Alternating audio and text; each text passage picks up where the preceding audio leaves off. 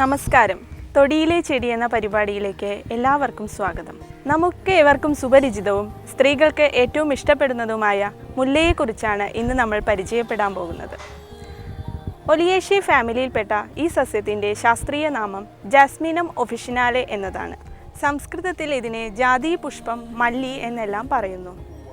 ഇംഗ്ലീഷിൽ ഇതിൻ്റെ പേര് ജാസ്മിൻ എന്നതാണ്.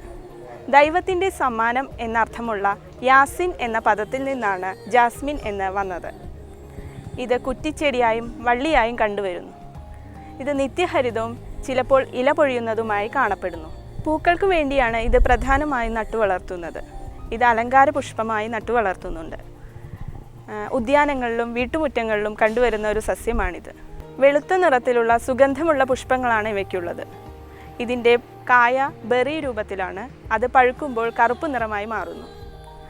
മുല്ലപ്പൂവിൽ നിന്ന് വേർതിരിച്ചെടുക്കുന്ന സത്ത് പെർഫ്യൂം നിർമ്മാണത്തിനായി ഉപയോഗിച്ചു വരുന്നുണ്ട്. അതുപോലെ തന്നെ പൂക്കൾ തലയിൽ ചൂടാനും ഉപയോഗിച്ചു വരുന്നുണ്ട്. ചൈനയിൽ മുല്ലപ്പൂവ് ചായ നിർമ്മാണത്തിനായി ഉപയോഗിച്ചു വരുന്നുണ്ട്. പോസിറ്റീവ് എനർജിയെ വീട്ടിലേക്ക് കൊണ്ടുവരാൻ ശക്തിയുള്ള ഒരു സസ്യമാണിത്.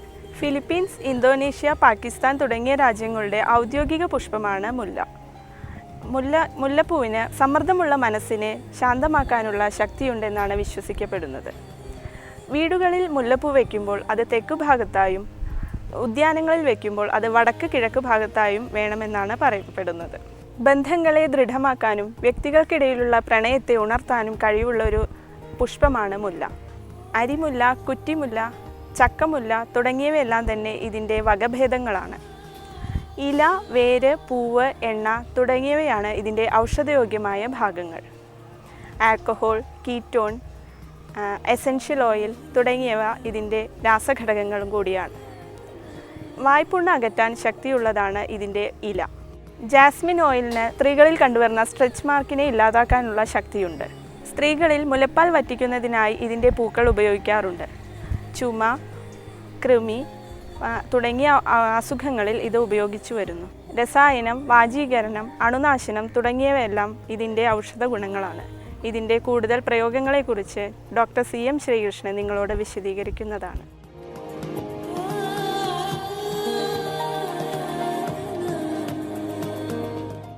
മുല്ലപ്പൂമ്പൊടിയേറ്റ് കിടക്കും കല്ലിനുമുണ്ടാം ഒരു സൗരഭ്യം നമ്മൾ ഒരു പാട്ട് കേട്ടിട്ടുണ്ട്. ഈ മുല്ലയുടെ ഏറ്റവും പ്രധാനപ്പെട്ട ഉപയോഗം അതാണ് സൗരഭ്യ ചികിത്സ എന്ന് പറയും, അല്ലെങ്കിൽ അരോമ തെറാപ്പി. ഈ മുല്ലപ്പൂ എന്ന് എടുക്കുന്ന ഒരു ഓയിൽ, ജാസ്മിൻ ഓയിൽ എന്നൊക്കെ പറയാം. പക്ഷെ അതിന് ശരിക്കും എടുക്കുന്ന ഓയിൽ ഈ നല്ല തലവേദനയ്ക്ക് ഈ നെറ്റിയുടെ ഇവിടെ ഇങ്ങനെ പരട്ടിയാൽ തലവേദന കുറവ് കിട്ടും.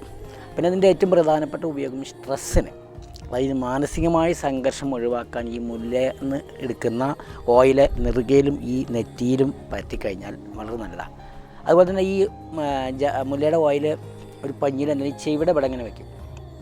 ഇവിടെ വെച്ച് കഴിഞ്ഞാൽ അതിന് വൈകുന്നേരം വരെ സൗരഭ്യം ഇങ്ങനെ തലയിലേക്ക് ഇങ്ങനെ ഈ ഇവിടെ ഉള്ള ഈ നെർവലിക്ക് ഇങ്ങനെ സ്റ്റിമുലേറ്റ് ചെയ്യും. അതാണ് ഈ മുല്ലപ്പൂ ചൂടുന്നത് തന്നെ. മുല്ലപ്പൂ ചൂടുമ്പോൾ തലയിൽ ചൂടിക്കഴിഞ്ഞാൽ ആ സൗരഭ്യം എപ്പോഴും ഈ ചെവിയുടെ ഇവിടെ ഈ ഏരിയയിൽ ഏറ്റിട്ട് തലച്ചോറിന് സ്റ്റിമുലേഷൻ ഉണ്ടാക്കി സ്ട്രെസ്സ് ഒഴിവാക്കാൻ വേണ്ടിയിട്ടുള്ള ഒരു ചികിത്സയാണ് ഈ മുല്ലപ്പൂ ചൂടുക എന്നുള്ളത്.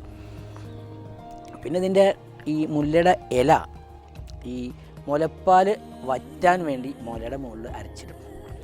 പിന്നെ ഇതിൻ്റെ ഇല ഈ വ്രണത്തിൽ ഈ അരച്ചിട്ട് കഴിഞ്ഞാൽ അത് ആ വേഗം എളുപ്പമായി പൊട്ടും.